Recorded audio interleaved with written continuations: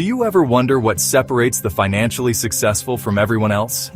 It's not just about having more money. It's about having a different rule book, a different way of thinking. I'm here today to share that rule book with you. I'm going to pull back the curtain on the financial lessons the wealthy pass down from one generation to the next, the kind of wisdom that builds empires. For most people, the word debt triggers fear. It sounds like a trap, a heavy chain that holds you down and limits your freedom.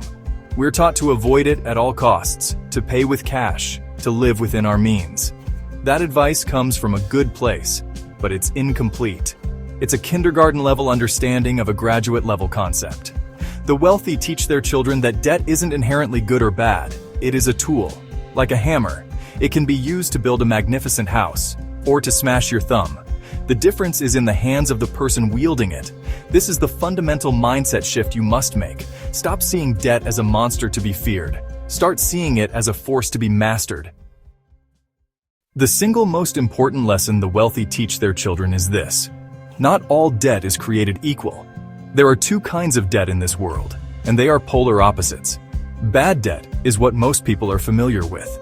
It's debt you take on to buy things that lose value, things that consume your income. Every dollar you pay in interest on bad debt is your hard-earned money making someone else rich, while you get nothing in return but a temporary thrill. Good debt, on the other hand, is an investment in your future. It is money you borrow to acquire an asset that will increase in value or generate income. It's debt that puts money in your pocket, not takes it out. This is the secret weapon of the wealthy. So how do you know the difference? Before you borrow a single dollar, you must ask yourself one question. Will this debt feed me, or will it eat me? A mortgage for a duplex where the tenant's rent covers the payment and puts money in your pocket? That debt feeds you. A student loan for a high-demand skill that dramatically increases your earning potential? That debt feeds you.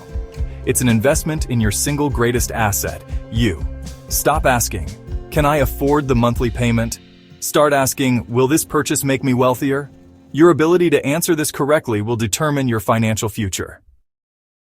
The wealthy teach their children that a credit score is not just a number, it's a financial report card. It's a measure of your trustworthiness to the entire financial world. A high score opens doors. It's the key that unlocks low-interest loans, favorable terms, and the kind of leverage that builds empires. The target they aim for is the 700 Club, but the real goal is to push far beyond that. Crossing this threshold is like moving from the minor leagues to the major leagues. One of the most powerful rules of the credit score game is credit utilization. Lenders see a high utilization ratio as a red flag. It suggests you might be overextended. The golden rule is to keep your utilization below 30%.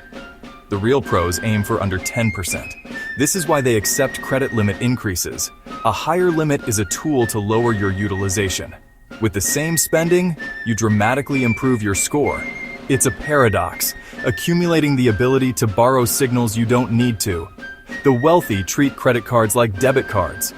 They use them for the points and perks, but they pay the balance in full every month, never spending money they don't actually have.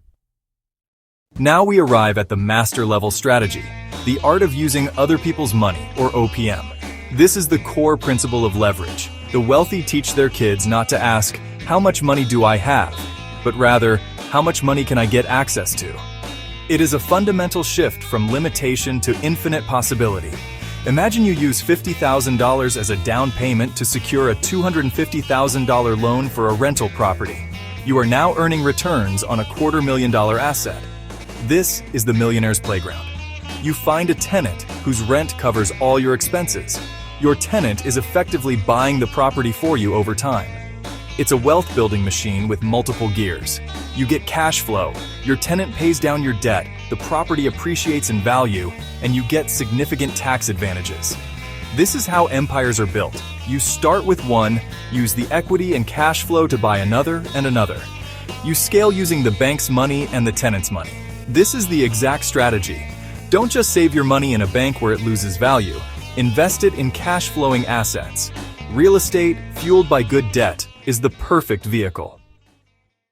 But information alone is not enough. Knowledge is not power. Knowledge is only potential power. The real power comes from execution. The power is now in your hands. You are standing at a crossroads. One path is the one most people take, a path of financial fear, playing not to lose. The other is the path of financial education, of abundance, of playing to win. The difference is a decision to learn the rules of the game the wealthy play, a decision to take control of your financial destiny, starting right now. So I want to leave you with 3 simple, actionable steps. First, become the master of your own numbers. This week, pull your credit report, know your score, confront the reality. You cannot improve what you do not measure. Second, define your first good debt target. Get a piece of paper and write down the first asset you will acquire using good debt. This shifts your focus from consumption to creation. Third, commit to your ongoing education. Get one book on real estate, entrepreneurship, or finance. Read one chapter. This commitment to continuous learning is the single greatest investment you will ever make. These lessons are about creating a life of freedom, a life of choice, where you have the power to spend your most precious resource, your time, doing what you love with the people you love. This is not a pipe dream. It is the direct result of applying these principles with consistency and discipline. It's a future built not by luck, not by chance, but by design. The secrets of the wealthy are no longer secrets. The path is clear. The only variable is you. Now go out and build it. The future is yours to design.